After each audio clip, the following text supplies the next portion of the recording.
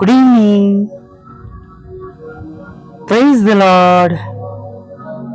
Hallelujah. સાંજે ફરીવાર ઈશ્વરનું પવિત્ર નામ લેવાની તક મળીને ખરેખર આપણા ઈશ્વરની સ્તુતિ થાવ. હા, આપણા પ્રભુઓના પ્રભુ અને રાજાઓના રાજાની સ્તુતિ થાવ. બહુ જ આનંદની વાત છે કે આપણે બધા જ ફરીવાર ઈશ્વરની સમ્મુખ નમી શક્યા છે. જ્યારે આપણે બધા વિશ્વાસીઓ ભેગા થયો ને, તો એ બાબત એને શબ્દોમાં વર્ણવી બહુ મુશ્કેલ છે. અદ્ભુત સમય છે. મરિયમ અને એલિઝાબેથ જ્યારે મળે છે ત્યારે પવિત્ર આત્મા દ્વારા ત્યાં એક સુંદર જાણે આખું વાતાવરણ થાય છે અને બાળક એલિઝાબેથના પેટમાં કૂદે છે, હર્ષ પામે છે નહીં. અને એ વાતાવરણ અદ્ભુત, જ્યાં પવિત્ર આત્મા પિતાની હાજરી અને ખૂબ આનંદ હતો. હાલેલુયા. અને જ્યારે આપણે પણ ફરીવાર જ્યારે સાધના સમય આપણા ઈશ્વરની સમક્ષ આવે છે, નમી જઈએ છે, ત્યારે ફરીવાર આપણે તેમના પ્રેમ, આનંદ અને શાંતિથી ભરાઈ જઈએ છીએ. હાલેલુયા. ઘણીવાર હું પણ જાણું છું કે જેમ આપણે માંગીએ છીએ એ પ્રમાણે આપણને જાણે પ્રભુ થોડા સમય સુધી આપણને એ રસ્તામાંથી પસાર કરાવે છે કે જે ધીરજનો રસ્તો છે, રાહનો રસ્તો છે. આપણને શીખવે છે, આપણને તૈયાર કરે છે. અને બહુ જરૂરી છે કે જેના દ્વારા એવી પરિસ્થિતિમાંથી આપણે પસાર થઈએ, તૈયાર થઈએ અને આપણે બીજાઓ માટે આદર્શરૂપ બનીએ અને બીજાઓ માટે આપણે સાક્ષીરૂપ અને નમૂનારૂપ બનીએ. નહીં, આપણે અનુભવ ઘણીવાર જે જોબ માટે જતા એમને પૂછે, તમારો પ્રીવિયસ એક્સપિરિયન્સ શું છે, તમારો લેટેસ્ટ એક્સપિરિયન્સ શું છે, તમારો એક્સપિરિયન્સ શું છે, પૂછે છે. અને જ્યારે આપણા પણ આત્મિક જીવનમાં જ્યારે એ બાબતો તરફ જોઈએ છે ત્યારે આપણે જોઈ શકીએ છીએ કે આપણે કેટલા બધા જાત જાતના અનુભવોમાંથી પસાર થયા છે. પ્રલોભનો પણ આવે છે, નહીં? પ્રલોભનો પણ આવે છે. અને એવું કહેવાય છે પાઉલને માટે કે એને પણ ઘણા બધા પ્રલોભનો થતા હતા અને એને ખોદ્યો હતો અને બહુ બીમાર હતો. કશું બાઇબલમાં નથી લખ્યું એટલે આપણે સચ્ચાઈથી નથી કહી શકતા, પણ જે સ્કોલર્સ અને જે પ્રભુના જે લોકો કહેવાય, જેઓ આ બધી બાબતો સાથે જોડાયેલા છે, શોધખાળ કરનારા, લોકોની ઘણી બધી અલગ અલગ બાબતો છે. એવું કહે છે ખૂંદ હતી, બહુ આદો રહેતો હતો. ઘણા એવું પણ કહે છે કે એકલો હતો, એટલે એને પણ જાત જાતના પ્રલોભન થાય એને. અને એ પ્રભુને વિનંતી કરે છે કે જે મેં 3 વાર પ્રાર્થના કરી, તો પ્રભુએ એને કહ્યું કે મારે વાસ્તે તારી કૃપા બસ છે. હાલેલુયા. માટે પ્રલોભનો જો થતા હોય તો આપણે હારી ના જઈએ, હિંમત રાખીએ. પણ એ પ્રલોભનમાં પડવું એ પાપ છે. કોઈ વસ્તુને આપણે આધીન થઈ જઈએ જગતની તો એ પાપ છે. ચાહે જુગાર રમવાની છે કે પછી દારૂ વ્યસન છે, તમાકુ ટોબેકો ચ્યુઇંગ છે કે પછી પર સ્ત્રી અથવા એવા સંબંધો તરફ મન વળી જાય છે. માટે આપણે હંમેશા આપણા આત્મિક જીવનમાં સજાગ રહીએ અને આપણે પ્રભુમાં આપણે હંમેશા સ્ટ્રોંગ બનીએ.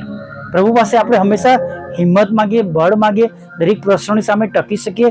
એના માટે આપણે મજબૂતાઈથી પ્રભુની પાછળ ચાલીએ અને પ્રભુને વિનંતી કરીએ કે પ્રભુ તમે બળ આપજો, કેમ કે આપણે આપણા બળથી કંઈ કરી શકતા નથી.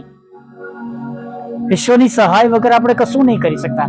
એને જેમ યોહાનના 15મા ચેપ્ટરમાં આપણે અધ્યાયમાં જોઈએ છે, પ્રભુ કહે છે તમે મારાથી નિરાળાને કંઈ કરી શકતા નથી.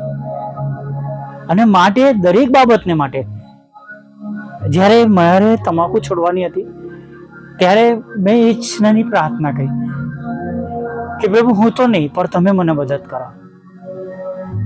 હું વર્ષો પહેલા ખાતો હતો, પુષ્કળ, અનલિમિટેડ, કોઈ લિમિટ નથી એની. પણ મને એક પ્રભુના સેવકે કહ્યું કે તમે આખી જિંદગી વગાડશો તો પણ તમારી સેવા માન્ય નહીં થાય, કેમ કે તમે જીવતા ઈશ્વરનું જે શરીર છે એની અંદર તમે ગંધવાળો ભરો છો. અને એ વાત મને એટલી બધી લાગી આવી કે પ્રભુ, હું મારું જીવન પૂરું થાય અને હું નોક કરું દરવાજા પર અને તમે ખોલો નહીં અને પૂછો કોણ છે, હું તને ઓળખતો નથી, તો મારું શું થાય?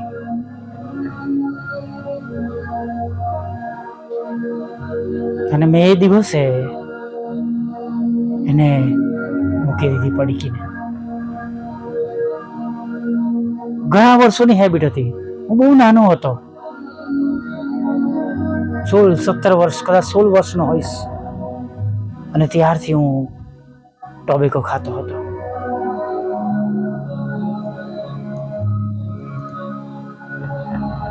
મને એવું ઘણી તકલીફ પડશે, ઘણી મુશ્કેલીઓ પડશે, ઘણા બધા લોકો મને કહે આમ થશે, પેલું થશે, આવું થશે. પણ પ્રભુને પ્રાર્થના કરી, પ્રભુ તમે મને મદદ કરજો. અને ખરેખર એ દિવસ અને આજની ઘડી, આજે 13-14 વર્ષ થઈ ગયા એને છોડી દઈએ. પ્રભુ મદદ કરે છે, સહાય કરે છે, પણ આપણે તેમની પાસે જવું પડે છે. હાલેલુયા. પ્રભુના એક સેવકની હંમેશા વાત કરું છું, નહીં? તેઓ પણ બહુ દારૂ પીતા હતા. એને છોડ્યા પછી એમને બહુ મોટું પ્રલોભન થયું હતું. લાખો રૂપિયાની ઓફર કરી હતી એમને, કદાચ કરોડો પણ હોઈ શકે. એક ગ્લાસ દારૂ પી લે કે જે પહેલા એમની સાથે ઉઠતા બેઠતા દારૂ પીતા હતા, પણ એ પ્રભુના દીકરાએ ના પાડી. મેં મારું જીવન મારા પ્રભુને સોંપી દીધું છે. Hallelujah. Praise the lord.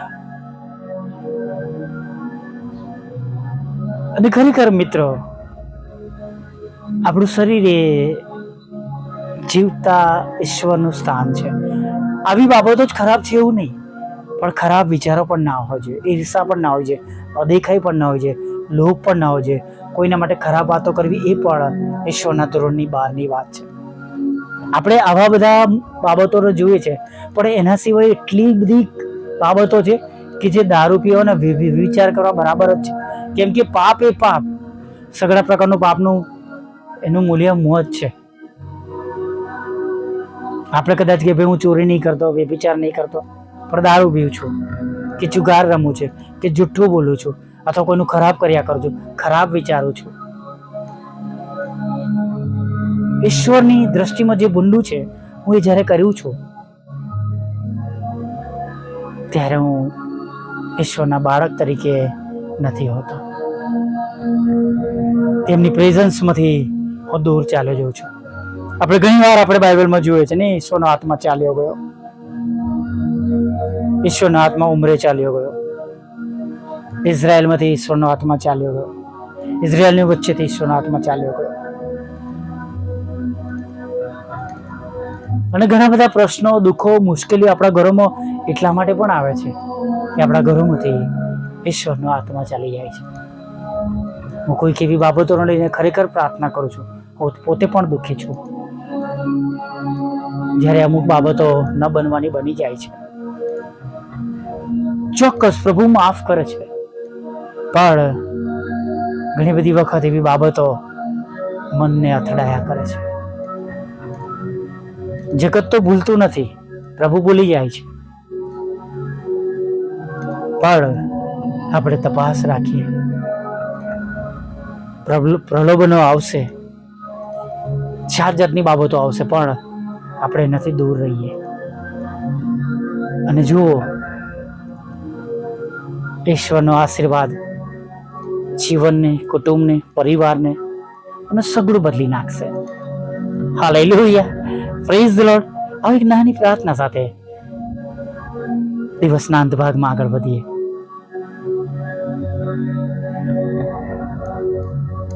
Hallelujah, hallelujah. પ્રભુ, અમે સ્તુતિ કરીએ છીએ. Thank you lord, thank you Jesus, thank you lord, thank you, thank you, thank you. પ્રભુ, તમારી આગળ નમી છતાં અમે તમારી સ્તુતિ કરતા, આભાર માનતા આજના દિવસને માટે અમે ધન્યવાદના અર્પણો ચડાવીએ છીએ. પ્રભુ, આ સમયને, આ પળ સુધી, પ્રભુ, આ મિનિટ સુધી અમે બધા જ સાજા ભલા તંદુરસ્ત છે. તેના માટે અમે તમારી સ્તુતિ કરીએ છીએ અને તમારો પુષ્કળ આભાર માનીએ છીએ.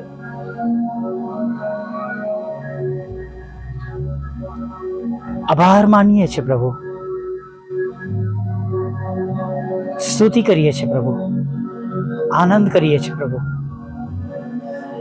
કે તમે અમારા ઈશ્વર છો. આભાર માની છે પ્રભુ કે અમે તમારા લોહીમાં ખરદાયેલા છે. આભાર માની છે કે તમે અમને પસંદ કર્યા છે.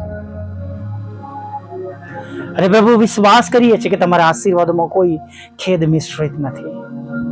અને અમે એવો પણ વિશ્વાસ રાખીએ છીએ કે જો અમે વિશ્વાસ કરીએ છીએ તો આજે અમે તમારો મોટો મહિમા અમારા જીવનમાં જોનાર છે.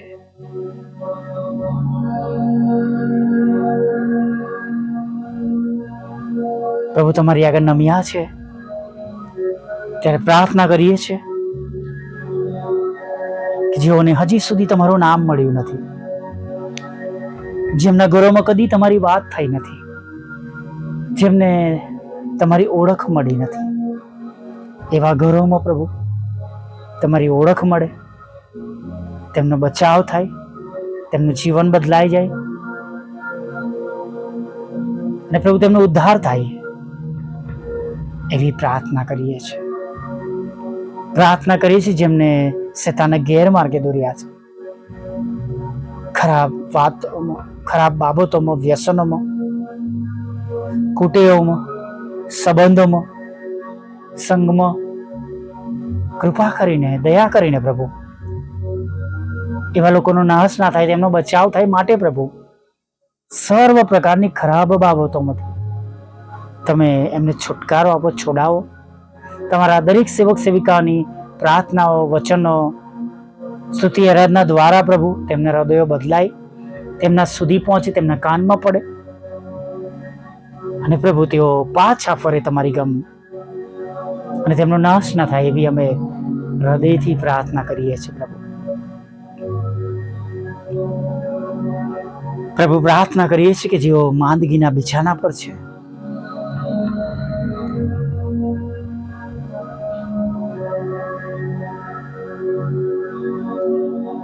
જુદા જુદા રોગો તેમના શરીરમાં છે, જીવલેણ રોગ છે, કેન્સર છે, ટીબી છે, લકવા છે, ડેન્ગ્યુ છે, ચિકનગુનિયા છે પ્રભુ, કમળો થઈ ગયો, મેલેરિયા થઈ ગયો છે, ટાઇફોઇડ થઈ ગયો છે, કોલેરા થઈ ગયો છે, જોન્ડિસ છે પ્રભુ. પ્રભુ, તમે તેમને સાજા કરો પ્રભુ. ઘણી બધી જગ્યાએ કોરોના વાયરસ પણ છે.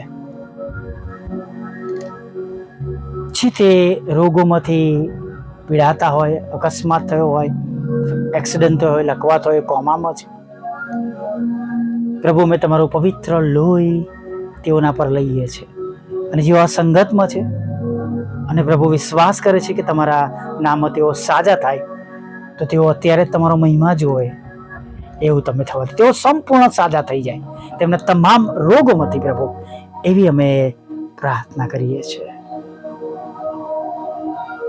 પ્રભુ, અત્યારે જ્યારે અમે તમારી પાસે આવ્યા છે ત્યારે પ્રાર્થના કરીએ છીએ પ્રભુ, જે ઘરોને શેતાને તોડી નાખ્યા છે ખરાબ બાબતોના કારણે, પર સ્ત્રી પર પુરુષના કારણે, ખરાબ પ્રકારના લડાઈ ઝઘડાના કારણે, ત્યારે પ્રાર્થના કરીએ છીએ પ્રભુ એ ઘરો બચી જાય, બચાવ થાય, શાંતિના દૂતો એ ઘરમાં કબજો લે. તમારા સેવક સેવિકાઓના કાઉન્સેલિંગ દ્વારા, વચનો દ્વારા એ ઘરો બચી જાય એવી પ્રાર્થના કરીએ છીએ પ્રભુ. નવીસરથી એ કુટુંબ સ્થપાય એવું થવા દેજો પ્રભુ. લગ્નની ઉંમરના છે, તમે તેમને લગ્નનો આશીર્વાદ આપજો, બાળક ધનનો આશીર્વાદ આપજો, નોકરી ધંધા રોજગારનો આશીર્વાદ આપજો, વિદેશ સેવાના માર્ગોને ખુલ્લા કરજો, તેમની ઉપરના મૂકવામાં આવેલા તોમતો કોર્ટ કેસ એફઆઈને ખાલી જ કરજો, મકાનનો આશીર્વાદ આપજો, લોનનો આશીર્વાદ આપજો, નાણાંનો આશીર્વાદ આપજો પ્રભુ પિતા, જોબનો આશીર્વાદ આપજો, બિઝનેસને આશીર્વાદિત કરજો પ્રભુ. અને પ્રભુ જે પ્રમાણે હમણાં તેમને અત્યારે તમારી જરૂરિયાત છે એ પ્રમાણે તમે તેમને સહાય અને મદદ કરજો. વિધુરો, વિધવા બહેનો, અનાથોની સાથે રહેજો. મન બુદ્ધિના લોકો, માનસિક રોગો અને વિકલાંગોને પણ તમે સંપૂર્ણ સાજાપણું આપજો પ્રભુ. સાંજના સમય પ્રભુ તમારે આગળ નમ્યા છે ત્યારે અત્યારની બધી જરૂરિયાત પૂરી પાડજો. ખોરાક, વસ્ત્ર, અન્ન, પાણી આપજો. રાત્રિમાં મીઠી નિંદ્રા આપજો અને હમણાં સુધીમાં થયેલા પાપોને માફ કરજો. અને સવારના સમયે ફરીવાર તમારો પવિત્ર નામને તક આપજો માંગતા પ્રભુ ઈસુના નામમાં સાંભળીને દેવ બાપ માન્ય કરજો. આમીન, આમીન, આમીન.